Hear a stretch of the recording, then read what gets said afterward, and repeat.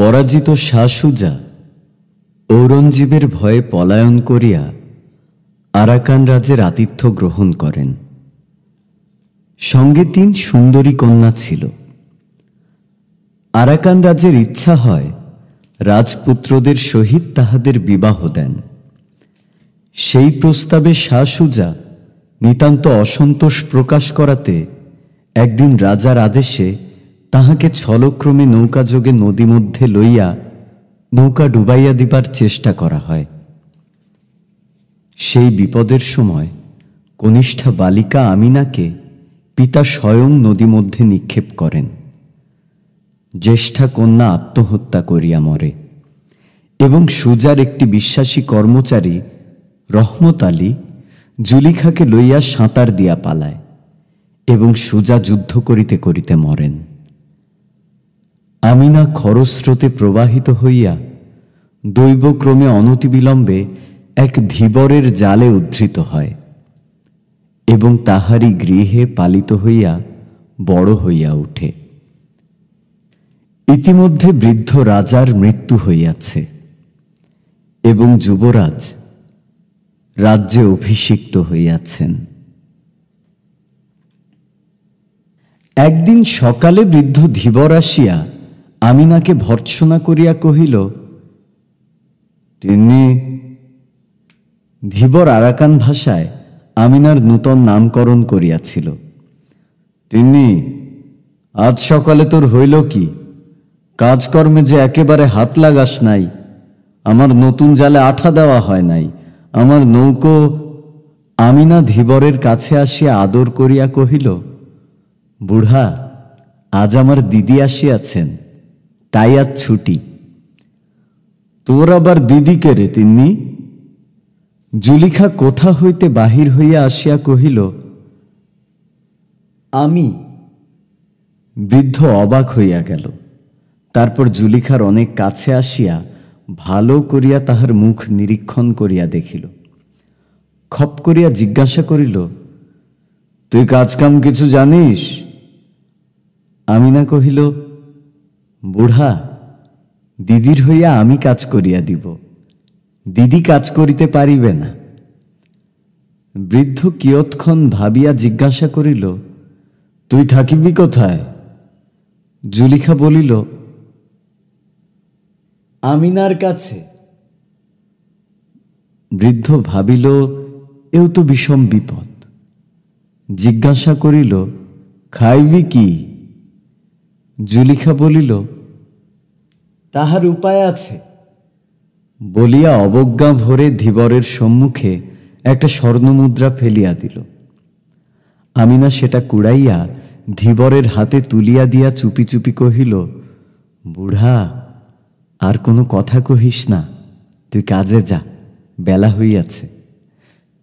জুলিখা ছদ্মবেশে নানা স্থানে ভ্রমণ করিয়া অবশেষে আমিনার সন্ধান পাইয়া কি করিয়া ধীবরের কুটিরে আসিয়া উপস্থিত হইয়াছে সে সমস্ত কথা বলিতে গেলে দ্বিতীয় আরেকটি কাহিনী হইয়া পড়ে। তাহার রক্ষাকর্তা রহমত শেখ ছদ্মনামে আরাকান রাজসভায় কাজ করিতেছে। ছোট নদীটি বহিয়া যাইতেছিল এবং প্রথম গ্রীষ্মের শীতল প্রভাত বায়ুতে কৈলু গাছের রক্তবর্ণ পুষ্পমঞ্জরি হইতে ফুল ঝরিয়া পড়িতেছিল। গাছের তলায় বসিয়া জুলিখা আমিনাকে কহিল, ঈশ্বর যে আমাদের 2 ভগ্নীকে মৃত্যুর হাত হইতে রক্ষা করিয়াছেন, সে কেবল পিতার হত্যার প্রতিশোধ লইবার জন্য, নহিলে আর তো কোনো কারণ খুঁজিয়া পাই না। আমিনা নদীর পরপারে সর্বাপেক্ষা দূরবর্তী সর্বাপেক্ষা ছায়াময় বনশ্রীর দিকে দৃষ্টি মেলিয়া ধীরে ধীরে কহিল, দিদি, আরও সব বলিস নে ভাই। আমার এই পৃথিবীটা এরকম বেশ লাগিতেছে। মরিতে চায় তো পুরুষগুলো কাটাকাটি করিয়া মরুককে, আমার এখানে কোনো দুঃখ নাই। জুলিখা বলিল, ছি ছি আমিনা, তুই শাহজাদার ঘরের মেয়ে। কোথায় দিল্লির সিংহাসন আর কোথায় আরাকানের ধীবরের কুটির? আমিনা হাসিয়া কহিল, দিদি, দিল্লির সিংহাসনের চেয়ে আমার বুড়ার এই কুটির এবং এই কৈলু গাছের ছায়া যদি কোনো বালিকার বেশি ভালো লাগে, তাহাতে দিল্লির সিংহাসন এক বিন্দু অশ্রুপাত করিবে না। জুলিখা কতকটা আনমনে, কতকটা আমিনাকে কহিল, তা তোকে দোষ দেওয়া যায় না, তুই তখন নিতান্ত ছোট ছিলি। কিন্তু একবার ভাবিয়া দেখ, পিতা তোকে সবচেয়ে বেশি ভালোবাসিতেন বলিয়া তোকেই স্বহস্তে জলে ফেলিয়া দিয়াছিলেন। সে পিতৃদত্ত মৃত্যুর চেয়ে এই জীবনকে বেশি প্রিয় জ্ঞান করিস না। তবে যদি প্রতিশোধ তুলিতে পারিস, তবেই জীবনের অর্থ থাকে। আমিনা চুপ করিয়া দূরে চাহিয়া রহিল, কিন্তু বেশ বোঝা গেল সকল কথা সত্ত্বেও বাহিরের এই বাতাস এবং গাছের ছায়া এবং আপনার নবযৌবন এবং কি একটা সুখস্মৃতি তাহাকে নিমগ্ন করিয়া রাখিয়াছিল। কিছুক্ষণ পরে একটা দীর্ঘ নিঃশ্বাস ফেলিয়া কহিল, দিদি, তুমি একটু অপেক্ষা করো ভাই, আমার ঘরের কাজ বাকি আছে। আমি না রাধিয়া দিলে বুড়া খাইতে পাইবে না। জুলিখা আমিনার অবস্থা চিন্তা করিয়া ভারী বিমর্ষ হইয়া চুপ করিয়া বসিয়া রহিল। এমন সময় হঠাৎ ধূপ করিয়া একটা লম্ফের শব্দ হইল এবং পশ্চাৎ হইতে কে একজন জুলিখার চোখ টিপিয়া ধরিল। জুলিখা ত্রস্ত হইয়া কহিল, কেও? স্বর শুনিয়া যুবক চোখ ছাড়িয়া দিয়া সম্মুখে আসিয়া দাঁড়াইল। জুলিখার মুখের দিকে চাহিয়া অম্লান বদনে কহিল, তুমি তো তিন্নি নও। যেন জুলিখা বরাবর আপনাকে তিন্নি বলিয়া চালাইবার চেষ্টা করিতেছিল। কেবল যুবকের অসামান্য তীক্ষ্ণ বুদ্ধির কাছে সমস্ত চাতুরী প্রকাশ হইয়া পড়িয়াছে। জুলিখা বসন সংবরণ করিয়া দৃপ্তভাবে উঠিয়া দাঁড়াইয়া দুই চক্ষে অগ্নিবাণ নিক্ষেপ করিল। জিজ্ঞাসা করিল, কে তুমি? যুবক কহিল, তুমি আমাকে চেনো না, তিন্নি জানে। তিন্নি কোথায়? তিন্নি গোলযোগ শুনিয়া বাহির হইয়া আসিল। জুলিখার রোষ এবং যুবকের হতবুদ্ধি বিস্মিত মুখ দেখিয়া আমিনা উচ্চৈস্বরে হাসিয়া উঠিল। কহিল, দিদি, ওর কথা তুমি কিছু মনে করিও না। ও কি মানুষ? ও একটা বনের মৃগ। যদি কিছু বেয়াদবি করিয়া থাকে, আমি উহাকে শাসন করিয়া দিব।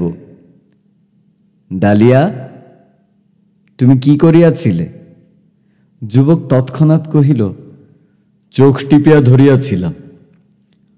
আমি মনে করিয়াছিলাম তিন্নি, কিন্তু ও তো তিন্নি নয়। তিন্নি সহসা দুঃসহ ক্রোধ প্রকাশ করিয়া কহিয়া উঠিল, ফের ছোট মুখে বড় কথা! কবে তুমি তিন্নির চোখ টিপিয়াছ? তোমার তো সাহস কম নয়। যুবক কহিল, চোখ টিপিতে তো খুব বেশি সাহসের দরকার হয় না, বিশেষত পূর্বের অভ্যাস থাকিলে। কিন্তু সত্য বলিতেছি তিন্নি, আজ একটু ভয় পাইয়া গিয়াছিলাম। বলিয়া গোপনে জুলিখার প্রতি অঙ্গুলি নির্দেশ করিয়া আমিনার মুখের দিকে চাহিয়া নিঃশব্দে হাসিতে লাগিল। আমিনা কহিল, না, তুমি অতি বর্বর, শাহজাদির সম্মুখে দাঁড়াইবার যোগ্য নও। তোমাকে সহবত শিক্ষা দেওয়া আবশ্যক। দেখো, এমনি করিয়া সেলাম করো। বলিয়া আমিনা তাহার যৌবন মঞ্জরিত তনুলতা অতি মধুর ভঙ্গিতে নত করিয়া জুলিখাকে সেলাম করিল। যুবক বহু কষ্টে তাহার নিতান্ত অসম্পূর্ণ অনুকরণ করিল। বলিল, এমনি করিয়া 3 পা পিছু হঠিয়া আইস। যুবক পিছু হঠিয়া আসিল। আবার সেলাম করো। আবার সেলাম করিল। এমনি করিয়া পিছু হঠাইয়া সেলাম করাইয়া আমিনা যুবককে কুটিরের দ্বারের কাছে লইয়া গেল। কহিল, ঘরে প্রবেশ করো। যুবক ঘরে প্রবেশ করিল। আমিনা বাহির হইতে ঘরের দ্বার রুদ্ধ করিয়া দিয়া কহিল, একটু ঘরের কাজ করো, আগুনটা জ্বালাইয়া রাখো। বলিয়া দিদির পাশে আসিয়া বসিল। কহিল, দিদি, রাগ করিস নে ভাই, এখানকার মানুষগুলো এই রকমের, হাড় জ্বালাতন হইয়া গেছে। কিন্তু আমিনার মুখে কিংবা ব্যবহারে তাহার লক্ষণ কিছুই প্রকাশ পায় না, বরং অনেক বিষয়ে এখানকার মানুষের প্রতি তাহার কিছু অন্যায় পক্ষপাত দেখা যায়। জুলিখা যথাসাধ্য রাগ প্রকাশ করিয়া কহিল, বাস্তবিক আমিনা, তোর ব্যবহারে আমি আশ্চর্য হইয়া গেছি। একজন বাহিরের যুবক আসিয়া তোকে স্পর্শ করিতে পারে, এত বড় তাহার সাহস। আমিনা দিদির সহিত যোগ দিয়া কহিল, দেখ দেখি বোন, যদি কোনো বাদশাহ কিংবা নবাবের ছেলে এমন ব্যবহার করিত, তবে তাহাকে অপমান করিয়া দূর করিয়া দিতাম। জুলিখার ভিতরের হাসি আর বাধা মানিল না, হাসিয়া উঠিয়া কহিল, সত্য করিয়া বল দেখি আমিনা, তুই যে বলিতেছিলি পৃথিবীটা তোর বড় ভালো লাগিতেছে, সে কি ওই বর্বর যুবকটার জন্য? আমিনা কহিল, তা সত্য কথা বলি দিদি, ও আমার অনেক উপকার করে। ফুলটা ফলটা পাড়িয়া দেয়, শিকার করিয়া আনে, একটা কিছু কাজ করিতে দিলে ডাকিয়া ছুটিয়া আসে। অনেকবার মনে করি উহাকে শাসন করিব, কিন্তু সে চেষ্টা বৃথা। যদি খুব চোখ রাঙাইয়া বলি, দালিয়া, তোমার প্রতি আমি ভারী অসন্তুষ্ট হইয়াছি, দালিয়া মুখের দিকে চাহিয়া পরম কৌতুকে নিঃশব্দে হাসিতে থাকে। এদের দেশে পরিহাস বোধ করি এই রকম, দুঘা মারিলে ভারী খুশি হইয়া উঠে, তাহাও পরীক্ষা করিয়া দেখিয়াছি। এই দেখ না, ঘরে পুরিয়াছি, বড় আনন্দে আছে। দ্বার খুলিলেই দেখিতে পাইব মুখ চক্ষু লাল করিয়া মনের সুখে আগুনে ফুঁ দিতেছে। ইহাকে লইয়া কি করি বলতো বোন, আমি তো আর পারিয়া উঠি না। জুলিখা কহিল, আমি চেষ্টা দেখিতে পারি। আমিনা হাসিয়া মিনতি করিয়া কহিল, তোর দুটি পায়ে পড়ি বোন, ওকে আর তুই কিছু বলিস না। এমনি করিয়া বলিল যেন ওই যুবকটি আমিনার একটি বড় সাধের পোষা হরিণ। এখনো তাহার বন্য স্বভাব দূর হয় নাই, পাছে অন্য কোনো মানুষ দেখিলে ভয় পাইয়া নিরুদ্দেশ হয়, এমন আশঙ্কা আছে। এমন সময় ধীবর আসিয়া কহিল, আজ দালিয়া আসে নাই তিন্নি? আসিয়াছে। কোথায় গেল? সে বড় উপদ্রব করিতেছিল, তাই তাহাকে ওই ঘরে পুরিয়া রাখিয়াছি।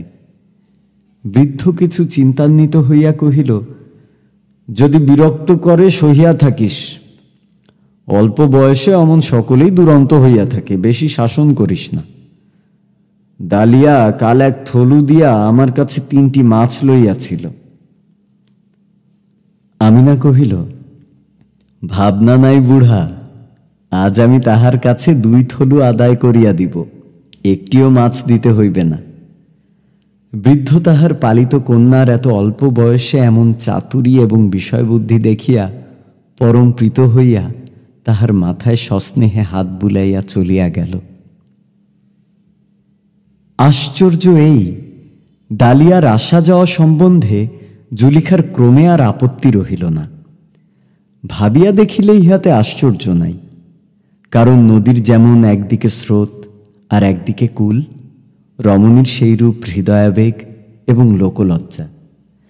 কিন্তু সভ্য সমাজের বাহিরে আরাকানের প্রান্তে এখানে লোক কোথায়? এখানে কেবল ঋতু পর্যায়ে তরু মঞ্জরিত হইতেছে এবং সম্মুখে নীলা নদী বর্ষায় স্ফীত, শরতে স্বচ্ছ এবং গ্রীষ্মে ক্ষীণ হইতেছে। পাখির উচ্ছ্বসিত কণ্ঠস্বরে সমালোচনার লেশ মাত্র নাই, এবং দক্ষিণ বায়ু মাঝে মাঝে পরপারের গ্রাম হইতে মানবচক্রের গুঞ্জনধ্বনি বহিয়া আনে, কিন্তু কানাকানি আনে না। পতিত অট্টালিকার উপরে ক্রমে যেমন অরণ্য জন্মে, এখানে কিছুদিন থাকিলে সেইরূপ প্রকৃতির গোপন আক্রমণে লৌকিকতার মানব নির্মিত দৃঢ় ভিত্তি ক্রমে অলক্ষিতভাবে ভাঙিয়া যায় এবং চতুর্দিকে প্রাকৃতিক জগতের সহিত সমস্ত একাকার হইয়া আসে। দুটি সমযোগ্য নরনারীর মিলন দৃশ্য দেখিতে রমণীর যেমন সুন্দর লাগে, এমন আর কিছু নয়।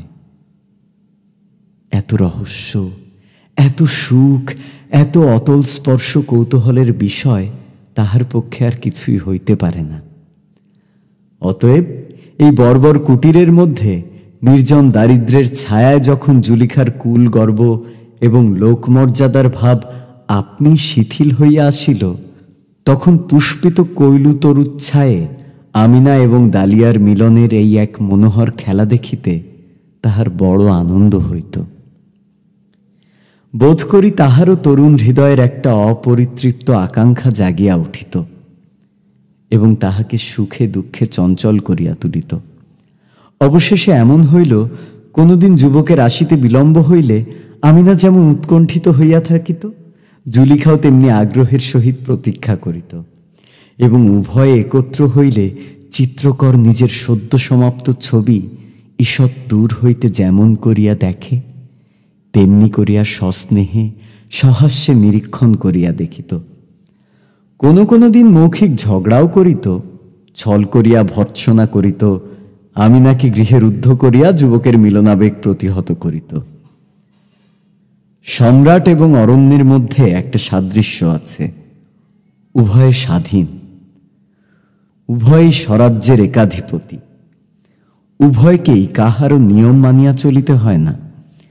উভয়ের মধ্যেই প্রকৃতির একটা স্বাভাবিক বৃহত্ব এবং সরলতা আছে। যাহারা মাঝারি, যাহারা দিন রাত্রি লোকশাস্ত্রের অক্ষর মিলাইয়া জীবনযাপন করে, তাহারাই কিছু স্বতন্ত্র গোছের হয়। তাহারাই বড়দের কাছে দাস, ছোটদের কাছে প্রভু এবং অস্থানে নিতান্ত কিংকর্তব্য বিমূঢ় হইয়া দাঁড়ায়। বর্বর দালিয়া প্রকৃতি সম্রাজ্ঞীর উচ্ছৃঙ্খল ছেলে। শাহজাদির কাছে কোনো সংকোচ ছিল না এবং শাহজাদিরাও তাহাকে সমকক্ষ লোক বলিয়া চিনিতে পারিল। সহাস্য, সরল, কৌতুকপ্রিয়, সকল অবস্থাতেই নির্ভীক, অসংকোচিত তাহার চরিত্রে দারিদ্র্যের কোনো লক্ষণই ছিল না। কিন্তু এই সকল খেলার মধ্যে এক একবার জুলিখার হৃদয়টা হায় হায় করিয়া উঠিত। ভাবিত, সম্রাট পুত্রীর জীবনের এই কি পরিণাম। একদিন প্রাতে দালিয়া আসিবা মাত্র জুলিখা তাহার হাত চাপিয়া কহিল, দালিয়া, এখানকার রাজাকে দেখাইয়া দিতে পারো? পারি, কেন বলো দেখি। আমার একটা ছোরা আছে, তাহার বুকের মধ্যে বসাইতে চাহি। প্রথমে দালিয়া কিছু আশ্চর্য হইয়া গেল। তাহার পরে জুলিখার হিংসা প্রখর মুখের দিকে চাহিয়া তাহার সমস্ত মুখ হাসিতে ভরিয়া গেল, যেন এত বড় মজার কথা সে ইতিপূর্বে কখনো শোনে নাই। যদি পরিহাস বলো তো এই বটে রাজপুত্রীর উপযুক্ত। কোনো কথা নাই, বার্তা নাই, প্রথম আলাপেই একখানি ছোড়া রাতখানা একটা জীবন্ত রাজার বক্ষের মধ্যে চালন করিয়া দিলে। এইরূপ অত্যন্ত অন্তরঙ্গ ব্যবহারে রাজাটা হঠাৎ কিরূপ অবাক হইয়া যায়, সেই চিত্র ক্রমাগত তাহার মনে উদিত হইয়া তাহার নিঃশব্দ কৌতুক হাসি থাকিয়া থাকিয়া উচ্চ হাস্যে পরিণত হইতে লাগিল। তাহার পরদিনই রহমত শেখ জুলিখাকে গোপনে পত্র লিখিল যে আরাকানের নূতন রাজা ধীবরের কুটিরে দুই ভগ্নীর সন্ধান পাইয়াছেন এবং গোপনে আমিনাকে দেখিয়া অত্যন্ত মুগ্ধ হইয়াছেন। তাহাকে বিবাহার্থে অবিলম্বে প্রাসাদে আনিবার আয়োজন করিতেছেন। প্রতিহিংসার এমন সুন্দর অবসর আর পাওয়া যাইবে না। তখন জুলিখা দৃঢ়ভাবে আমিনার হাত ধরিয়া কহিল, ঈশ্বরের ইচ্ছা স্পষ্টই দেখা যাইতেছে। আমিনা, এইবার তোর জীবনের কর্তব্য পালন করিবার সময় আসিয়াছে। এখন আর খেলা ভালো দেখায় না। ডালিয়া উপস্থিত ছিল। আমিনা তাহার মুখের দিকে চাহিল, দেখিল সে সকৌতুকে হাসিতেছে। আমিনা তাহার হাসি দেখিয়া মর্মাহত হইয়া কহিল, জানো ডালিয়া, আমি রাজবধূ হইতে যাইতেছি। ডালিয়া বলিল, সে তো বেশিক্ষণের জন্য নয়। আমিনা পীড়িত বিস্মিত চিত্তে মনে মনে ভাবিল, বাস্তবিকই এ বনের মৃগ, এর সঙ্গে মানুষের মতো ব্যবহার করা আমারই পাগলামি। আমিনা ডালিয়াকে আরেকটু সচেতন করিয়া তুলিবার জন্য কহিল, রাজাকে মারিয়া আর কি আমি ফিরিব? ডালিয়া কথাটা সঙ্গত জ্ঞান করিয়া কহিল, ফেরা কঠিন বটে। আমিনার সমস্ত অন্তরাত্মা একেবারে ম্লান হইয়া গেল। জুলিখার দিকে ফিরিয়া নিঃশ্বাস ফেলিয়া কহিল, দিদি, আমি প্রস্তুত আছি। এবং ডালিয়ার দিকে ফিরিয়া বিদ্ধ অন্তরে পরিহাসের ভান করিয়া কহিল, রানী হইয়াই আমি প্রথমে তোমাকে রাজার বিরুদ্ধে ষড়যন্ত্রে যোগ দেওয়া অপরাধে শাস্তি দিব, তারপরে যাহা করিতে হয় করিব। শুনিয়া ডালিয়া বিশেষ কৌতুক বোধ করিল, যেন প্রস্তাবটা কার্যে পরিণত হইলে তাহার মধ্যে অনেকটা আমোদের বিষয় আছে। অশ্বারোহী পদাতিক নিশান হস্তি বাদ্য এবং আলোকে ধীবরের ঘর দুয়ার ভাঙিয়া পড়িবার জো হইল। রাজপ্রাসাদ হইতে স্বর্ণমণ্ডিত দুই শিবিকা আসিয়াছে। আমিনা জুলিখার হাত হইতে ছুরিখানি লইল। তাহার হস্তিদন্ত নির্মিত কারুকার্য অনেকক্ষণ ধরিয়া দেখিল। তাহার পর বসন উদ্ঘাটন করিয়া নিজের বক্ষের উপর একবার ধার পরীক্ষা করিয়া দেখিল। জীবন মুকুলের বৃন্তের কাছে ছুরিটি একবার স্পর্শ করিল, আবার সেটি খাপের মধ্যে পুরিয়া বসনের মধ্যে লুকাইয়া রাখিল। একান্ত ইচ্ছা ছিল এই মরণযাত্রার পূর্বে একবার ডালিয়ার সহিত দেখা হয়, কিন্তু কাল হইতে সে নিরুদ্দেশ। ডালিয়া সেই যে হাসিতেছিল, তাহার ভিতরে কি অভিমানের জ্বালা প্রচ্ছন্ন ছিল। শিবিকায় উঠিবার পূর্বে আমিনা তাহার বাল্যকালের আশ্রয়টি অশ্রুজলের ভিতর হইতে একবার দেখিল। তাহার সেই ঘরের গাছ, তাহার সেই ঘরের নদী, ধীবরের হাত ধরিয়া বাষ্পরুদ্ধ কম্পিত স্বরে কহিল, বুড়া, তবে চলিলাম। তিন্নি গেলে তোর ঘরকন্যা কে দেখিবে? বুড়া একেবারে বালকের মতো কাঁদিয়া উঠিল। আমিনা কহিল, বুড়া, যদি ডালিয়া আর এখানে আসে, তাহাকে এই আংটি দিও, বলিও তিন্নি যাইবার সময় দিয়া গেছে। এই বলিয়াই দ্রুত শিবিকায় উঠিয়া পড়িল। মহা সমারোহে শিবিকা চলিয়া গেল। আমিনার কুটির, নদী তীর, কৈলু তরুতল অন্ধকার নিস্তব্ধ জনশূন্য হইয়া গেল। যথাকালে শিবিকাদয় তরুণদ্বার অতিক্রম করিয়া অন্তঃপুরে প্রবেশ করিল। দুই ভগ্নী শিবিকা ত্যাগ করিয়া বাহিরে আসিল। আমিনার মুখে হাসি নাই, চোখে অশ্রু চিহ্ন নাই। জুলিখার মুখ বিবর্ণ। কর্তব্য যখন দূরে ছিল ততক্ষণ তাহার উৎসাহের তীব্রতা ছিল। এখন সে কম্পিত হৃদয়ে ব্যাকুল স্নেহে আমিনাকে আলিঙ্গন করিয়া ধরিল। মনে মনে কহিল, নবপ্রেমের বৃন্ত হইতে ছিন্ন করিয়া এই ফুটন্ত ফুলটিকে কোন রক্তস্রোতে ভাসাইতে যাইতেছি। কিন্তু তখন আর ভাবিবার সময় নাই। পরিচারিকাদের দ্বারা নীত হইয়া শত সহস্র প্রদীপের অনিমেষ তীব্র দৃষ্টির মধ্য দিয়া দুই ভগিনী স্বপ্নাহতের মতো চলিতে লাগিল। অবশেষে বাসর ঘরের দ্বারের কাছে মুহূর্তের জন্য থামিয়া আমিনা জুলিখাকে কহিল, দিদি। জুলিখা আমিনাকে গাঢ় আলিঙ্গনে বাঁধিয়া চুম্বন করিল। উভয়ে ধীরে ধীরে ঘরে প্রবেশ করিল। রাজবেশ পরিয়া ঘরের মাঝখানে মছলন্দ শয্যার উপর রাজা বসিয়া আছেন। আমিনা সসংকোচে দ্বারের অনতি দূরে দাঁড়াইয়া রহিল। জুলিখা অগ্রসর হইয়া রাজার নিকটবর্তী হইয়া দেখিল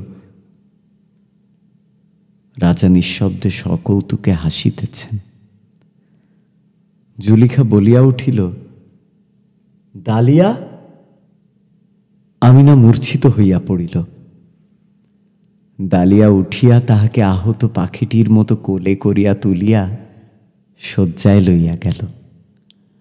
আমিনা সচেতন হইয়া বুকের মধ্যে হইতে ছুরিটি বাহির করিয়া দিদির মুখের দিকে চাহিল। দিদি ডালিয়ার মুখের দিকে চাহিল। ডালিয়া চুপ করিয়া হাস্যমুখে উভয়ের দিকে চাহিয়া রহিল। ছুরিও তাহার খাপের মধ্য হইতে একটুখানি মুখ বাহির করিয়া এই রঙ্গ দেখিয়া ঝিকমিক করিয়া হাসিতে লাগিল।